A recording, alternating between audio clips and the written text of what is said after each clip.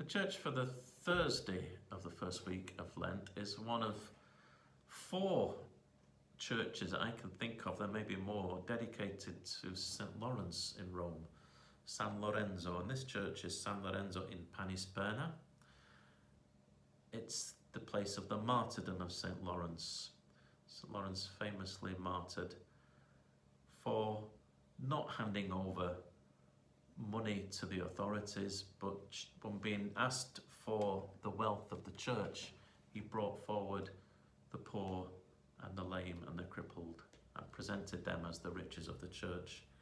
He was put to death on a gridiron, experiencing an awful martyrdom, but his diaconia, his service as a deacon for the church, again listed in the Roman canon of martyrs, Eucharistic Prayer 1, we hear the name Lawrence, with Chrysogonus, John and Paul, Cosmas and Damian.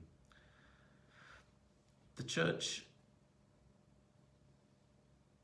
is in the area of Monte. It's not far from Santa Maria Maggiore, just across the Via Cavour. The word Panisperna is the area of Rome, and there's the Via Panisperna, but it comes from 2 Latin words, bread and ham. So it was the place where food was given out to the poor. Bread and ham, food was given to those in need. So a very appropriate place for San Lorenzo to be martyred and to be venerated on the Thursday of the first week of Lent. The Friday of the first week of Lent was always a good one to go to for the English Mass early in the morning, because it's very close to the Gregorian University. It's the Dodici Apostoli, the 12 Apostles. It's not far from Piazza Venezia, as I say, the Gregorian University, and then the Trevi Fountains not too far away from there. The relics of 2 of the apostles, certainly, Philip and James, are under the high altar in the Church of the 12 Apostles.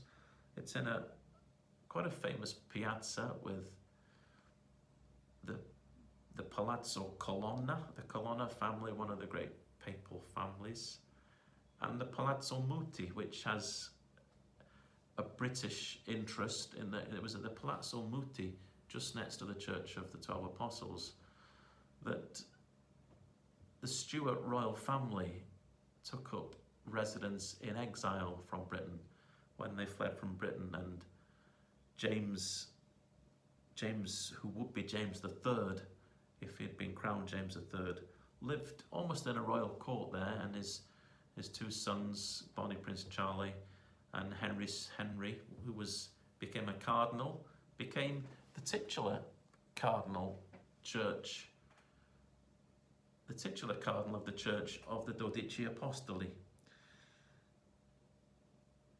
In the church as well, there's an altar dedicated to San Giuseppe of Cupertino, an Italian saint who famously was quite uneducated, but was desperate to become a priest.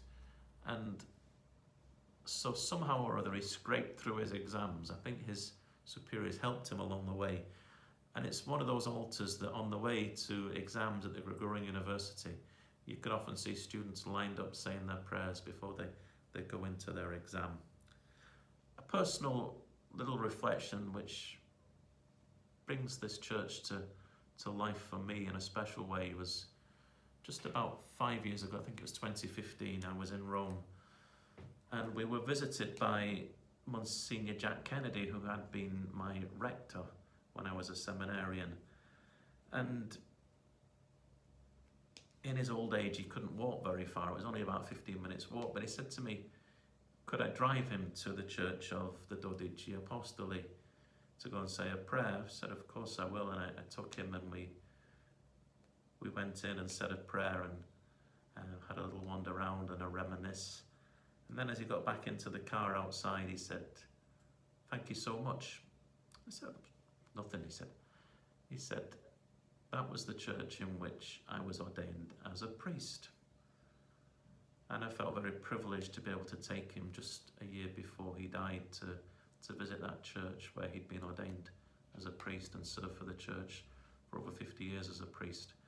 So I remember him on this day, perhaps on the Friday of the first week of Lent, as we remember the Church of the 12 Apostles in Rome.